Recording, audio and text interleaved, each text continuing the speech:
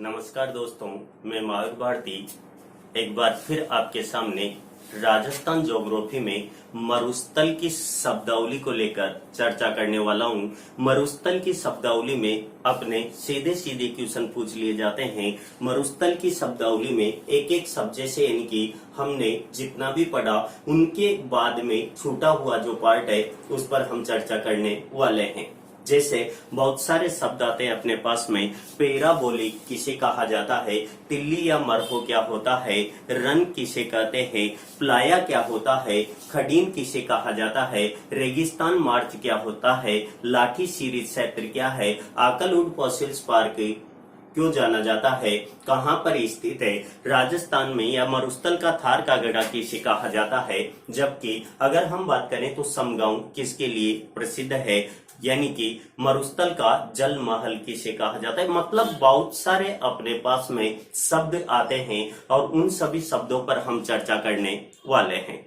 दोस्तों, सबसे पहले हम बात कर रहे हैं, सबसे पहले स्टार्ट करते हैं एक शब्द के साथ में कि पैराबोलिक किसे कहा जाता है। पैराबोलिक क्या है, तो पैराबोलिक दोस्तों यानी कि रेत के टीले हैं। और रेत के टीलों की बात करें तो रेत के टीले बहुत सारे प्रकार के होते हैं, जैसे अनुदैर्ध्य, अनुप्रस्थी, बरखान होता है, अवरोधी टीला होता है दोस्तों, शीप टीला होता है। और बात करें तो यानी कि पैराबोलिक शब्द काफी बहुत सारे टीले यानी कि आते हैं। इनमें से एक टीले का प्रकार है कौन सा, पैराबोलिक।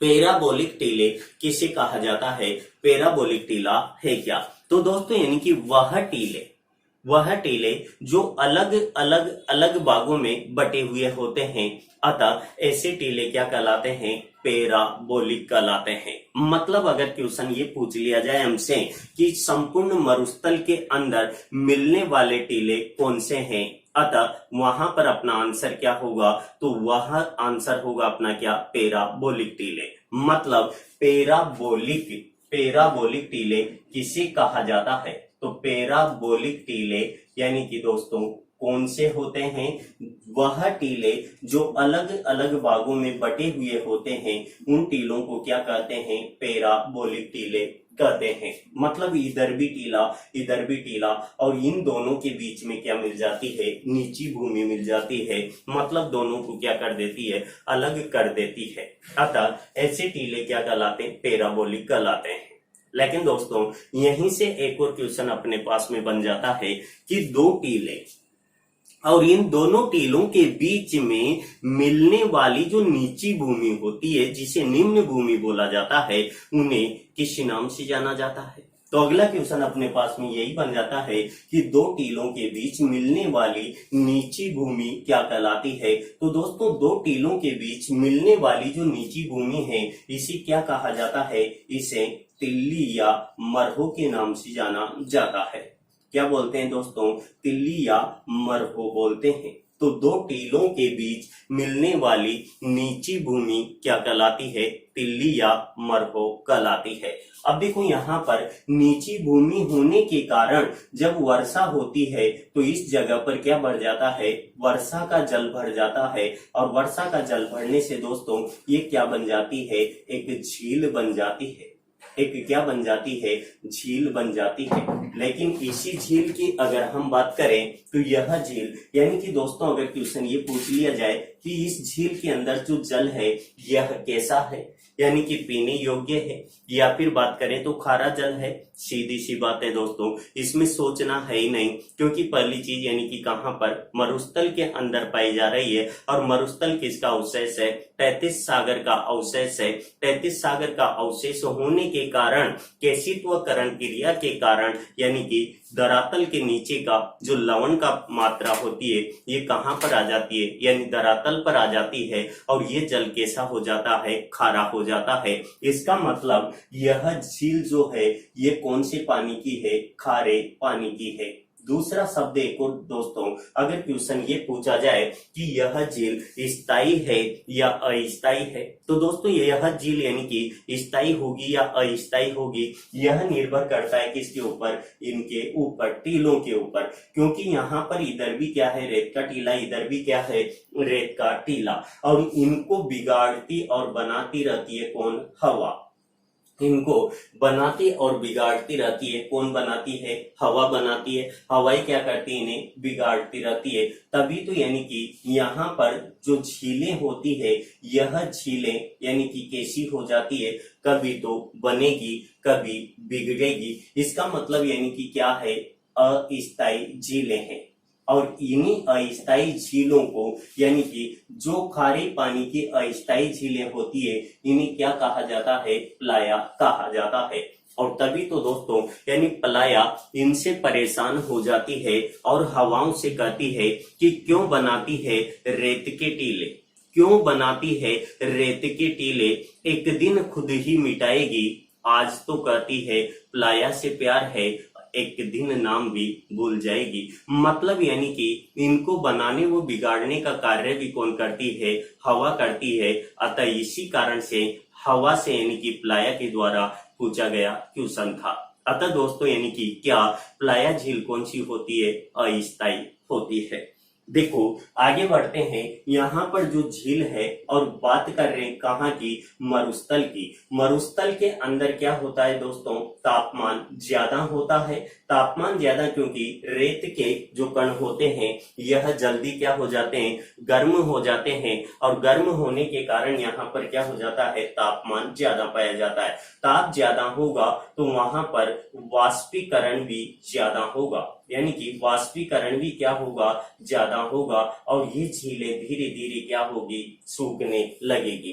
पानी कम होता गया तो यानी कि झीलें के अंदर भी क्या होगा? वाष्पीकरण जैसे जैसे होता गया, झीलों के अंदर पानी कम होता गया। जब भी तो इन झीलों ने कहा था, क्या कहा था?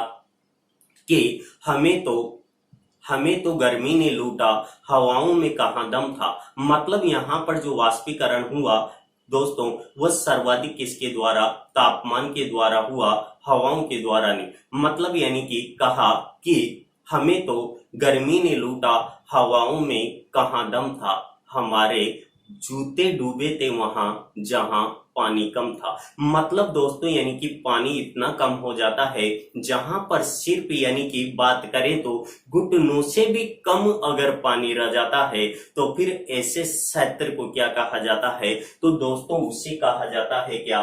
यानी रन कहा जाता है। फिर इसे क्या बोलते हैं? हम रन बोलते हैं। मतलब यह क्षेत्र कैसा बन जाता है? दलदली बन जाता है। या वह झीलें जिनकी बहुत कम गहराई होती है, अतः उसे क्या कहा जाता है? रन कहा जाता है। या सीधा क्वेश्चन पूछ लिया जाए, मरुस्थल में मिलने वाला दलदली क्षेत्र क्या कहलाता है? तो रन कहलाता है दोस्तों। धीरे धीरे यह पानी भी क्या होगा? सूखता गया। और सूखने के बाद में फिर यहाँ पर क्या कर ली गई? खेती कर ली गई। अगर इसी जगह पर ऐसे ही प्रबंध करके अगर यानी कि क्या कर ली जाती है? खेती कर ली जाती है, तो फिर वह खेती क्या कहलाती है? खडीम खेती के नाम से जानी जाती है। और इसका यानी प्रारंभ सर्वप्रथम कौन से जिले से किया गया? जैसलमेर जिले से किया गया दोस्तों। कहां से हुआ था? जैसलमेर जिले से हुआ था। किनके द्वारा किया गया? पालीवाल ब्राह्मणों के द्वारा किया गया था। पालीवाल ब्राह्मणों के द्वारा सर्वप्रथम इसका प्रारंभ किया गया। चलो आगे और बात करते हैं कुछ शब्दों की। एक और शब्द आता है अपने पास में, जैसे समगांव। समगांव दोस्तों पहला ही क्वेश्चन, समगांव कहाँ पर पड़ता है? तो समगांव कहाँ पर है? जैसलमेर जिले में।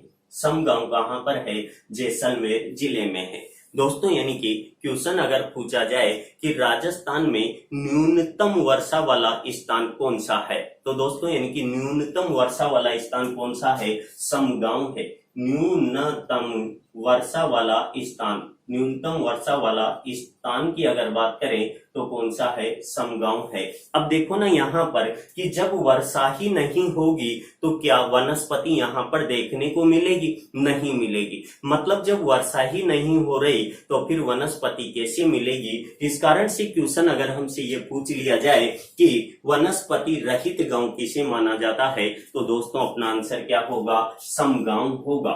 वनस्पति रहित गांव, वनस्पति रहित गांव भी किसे माना जाता है? समगांव को ही माना जाता है। चलो एक और शब्द पर चर्चा कर लेते हैं, यानी कि कौन सा? मरुस्थल मार्च। मरुस्थल मार्चिया, इसे रेगिस्तान मार्च के नाम से जाना जाता है। रेगिस्तान मार्च किसे कहा जाता है? रेगिस्तान मार्च किसे कहते हैं? तो मरुस्थल का आगे बढ़ना, मरुस्थल का आगे बढ़ना, आगे बढ़ना क्या कहलाता है दोस्तों? यानी कि रेगिस्तान मार्च कहलाता है। लेकिन क्वेश्चन ये पूछा जाए कि यानी आगे तो बढ़ता है, लेकिन इसके आगे बढ़ने की दिशा क्या है? तो दोस्तों यानी कि इसके आगे बढ़ने की जो दिशा है वह यानी कौन सी है? तो दक्षिण पश्चिम से, जो दक्षिण पश्चिम मानसून आता है उसके साथ ही आगे बढ़ती है। अतः दक्षिण पश्चिम से उत्तर, दक्षिण पश्चिम से उत्तर पूर्व की ओर यह आगे बढ़ता है। चलो यहीं से अगर थोड़ा सा और आगे बढ़े तो क्वेश्चन पूछ लेता है कि इससे सर्वाधिक प्रभावित राज्य कौन सा है? तो दोस्तों इससे सर्वाधिक प्रभावित राज्य कौन सा है? हरियाणा है। दोस्तों कौन सा है? हरियाणा है। अतः यानी कि हरियाणा सर्वाधिक इससे क्या होता है? प्रभावित होता है। एक और शब्द आता है अपने पास में, लाठी सीरीज क्षेत्र। और लाठी सीरीज क्षेत्र दोस्तों किसे कहा जाता है? तो बीकानेर से जैसलमेर के बीच मिलने वाली जो भूगर्भ जल पट्टी है, जिसे हम यानी कि प्राचीन सरस्वती नदी का अवशेष के रूप में देखते हैं, उसी क्षेत्र को क्या कहा जाता है? लाठी सीरीज क्षेत्र के नाम से जाना जाता है। तो दोस्तों यानी कि बहुत सारे और भी शब्द हैं जिनकी हम चर्चा करते रहेंगे। इन सभी को देखने के लिए, पढ़ने के लिए आप देखते रहिए चैनल महावीर सर